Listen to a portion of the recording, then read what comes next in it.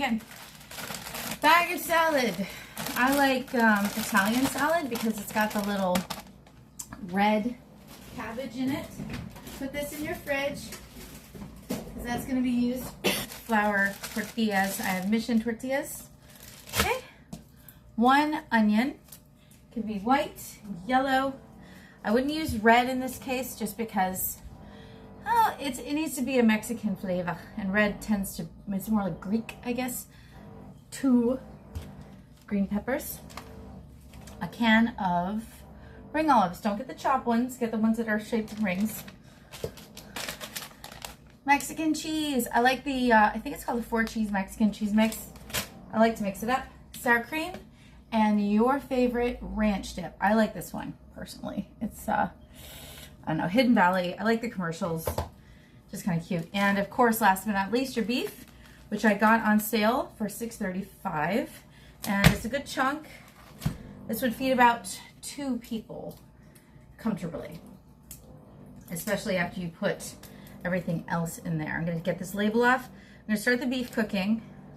So you can kind of hold your hand with the pan till it's getting hot. You can kind of hold your hand over like this, and you can kind of feel some warmth there. Go ahead and add your oil at that point. Okay, and I do a nice spiral shape with my oil. I never just put it in one spot. And then you're going to take your beef. Let me bring you down here. I'll be doing all my chopping now. Take your beef and add it. I like how the gimbal will just keep moving. It's like trying to find an object to fix itself on. My trash is empty today, so I'm very happy about that. Grab a cutting board. Pretty heavy duty one since you're going to be doing at least some mild chopping for this. Okay. I have my Bloody Mary, which I just taught you how to use. And we aren't going to use the sour cream right away or any of that. We're just going to start chopping. And with the onion, let me show you. Whole onion, right? I'm going to cut it like this. This is how I do all my onions. I cut both halves down like this. And then I can grab some of the skin and peel it off there. Or I can just take some slices off there. Usually I never can get like the skin off without peeling one. Oh, there it goes. Alright. It depends how ripe the onion is. And there's the construction I was talking about. Woo! Yay, not going to escape that. I'd like to have this and keep one part of it for soup and another recipe, so just extending it. And then for this, let's just do the rough chop way that I like to do it. I go like this, okay? It's like blah, blah, blah. And then I go like this. And then keep turning it like you're in geometry class. Give it your chop. And then, of course, you are going to want to throw this in with the beef if you want to get it started. Now, I like nice big chunks of onion. Remember to keep your finger in a claw shape like this when you get close to the fingers. In fact, through the entire thing you should. I'm just going to pop those a little bit. Through the whole process, you really should have your fingers in a fist. So, or at least curled under. And it does take a little bit of timing and practice, but you know what? Works for me. By the way, what's the whole thing with Temu? I've heard all this stuff about, like, don't buy anything from there, and I hate that because a lot of the stuff that I bought, I just love, like this. They have them at my local Walmart, but, I mean, that can't hurt anything, of course. But that's not a huge setback, okay? I'll show you why. I'm going to break my beef up. I'll show you right now. Break that beef right up. Okay? And then I just kind of put the onions on the top. I want it to get nice and seasoned. Huh? I got to listen to that barbecuing. That drilling all day. Starts at like 8 a.m. Insane. Okay. Ta-da. Back over here to me. And let's go ahead and do our green peppers. Oh. A lot of people cut them like that, but I'll just show you the way I like to do it. I cut around the stem and in. So kind of like in a C shape. And then when I'm done with that, I just cut the bottom off.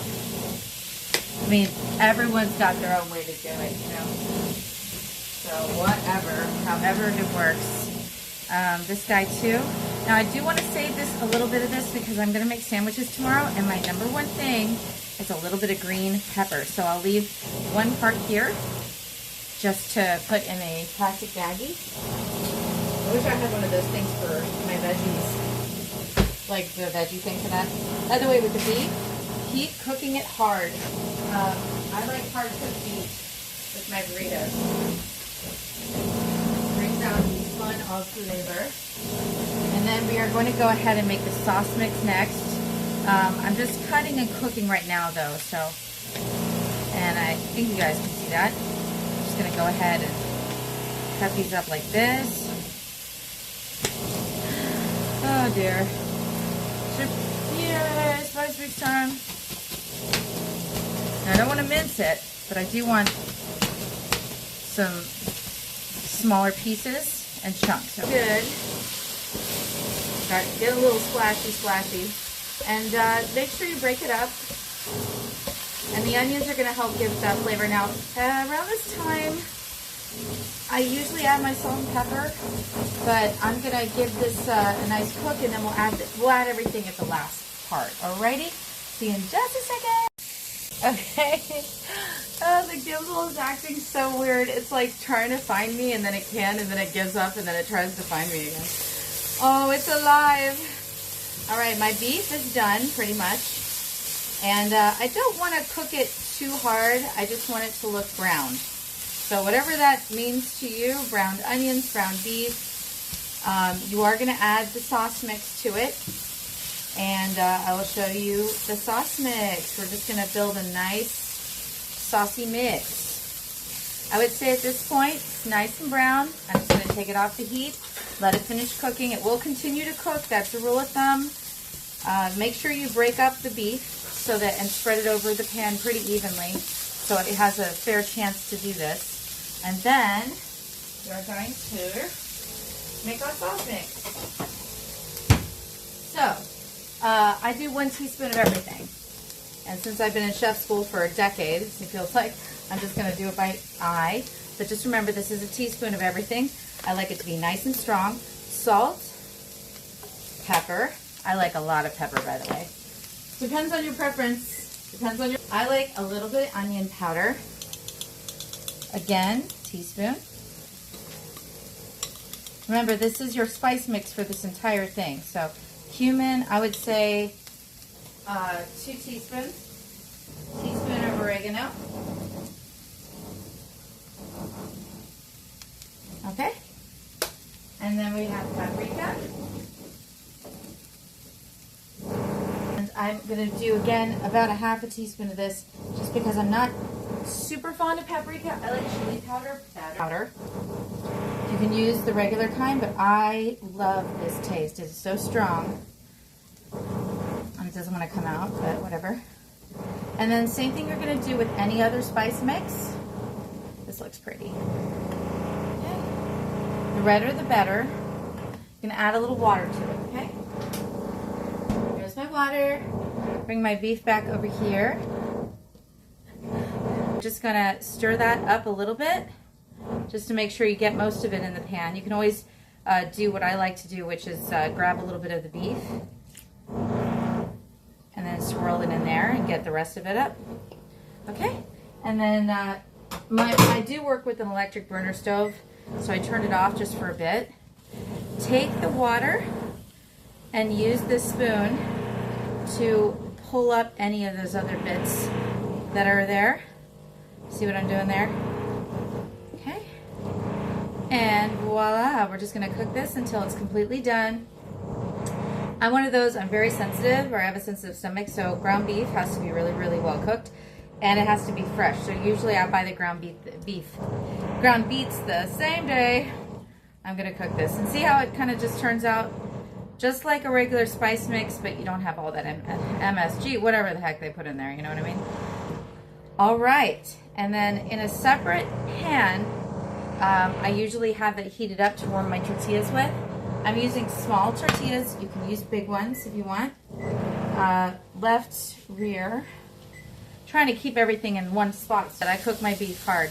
At this point, you can probably just take it off at the temperature, but I'm just going to go a little bit further, push it just a little bit more, and then I'll take it off. All right. Ta-da. And I'm not going to cook the green pepper. You can throw the green pepper in now if you like and give it a nice coating if you kind of like that fajita type that stuff, but I like fresh green pepper. All right? See you guys in a minute. So everything's almost done. I am going to add my veggies into the beef and give it a light stir. And that's just going to heat them up a little bit, give them some softness, and also help to cool down the beef because the beef is very, very hot at this point. Hard cooked beef is hot, right?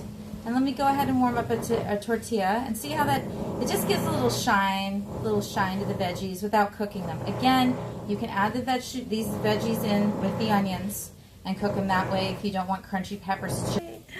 Oh, it's too funny.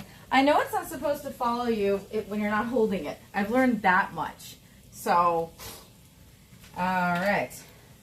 I'm not going to use the ranch dip. Now, note, the ranch dip and the tomato is for tomorrow for the salad. We'll just use it for this. Let's see. I'm plating everything up. You got to see me plating it up. All right. So, yeah, Bloody Mary and burritos. Kind of it's a surprisingly nice combination. My Bloody Mary is nice and cold. I'm going to go ahead and dump my olives in now. And I'm not going to stir it too much after that because I don't want to cook the olives. Just do that. Spread them evenly out. Oh, this looks so good. And then, yep, sour cream. If you're feeding a family, you want to put these in bowls with your beef. Okay. So the way I like to do this, everybody plates differently. Cream out. I like sour cream. Please don't judge me. I also haven't had it in the house in a really long time. So I'm just going to spread this out like this. And keep in mind, these are like burrito tacos. So that's why I'm doing it this way. I want them to hold together. So I put this stuff at the sides and use it like glue. Making do here. I really want some of these olives on there. So I'm going to do that. And like I said, you know, these are smaller tacos. So you can just go for it. They're soft taco burritos. I was actually able to grab everything I needed and put it in a backpack. That just goes to show you how contained this actually is as a meal. And then let's do our cheese. Ooh, that's a lot of cheese. Haha, my diet. Haha. Well, I guess I'm not having seconds. Okay, so let me show you how I eat these. Whew. I hate cooking because you get hot and then you're supposed to eat the food, but you're hot, you know? Take this bad boy. Either fold it like this, or you can tuck the bottom up and fold it like a little burrito, but I kind of just like the integrity of the taco. Let's see if it'll hold together on me.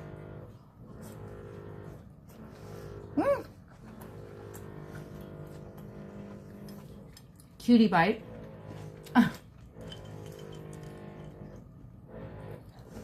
Wow. I'll tell you what, this pretty good together. Anyways, I hope you guys can make this. It's fantastico. Look at that. It's just fantastic. Flavors, everything was jumping out at me. Kind of has that fajita type filling because you have the peppers. Anyways, I'm still trying to figure out which side I should be looking into. It's this side. Alright guys, I love you. Talk to you guys later. I'll post as soon as I can. Bye.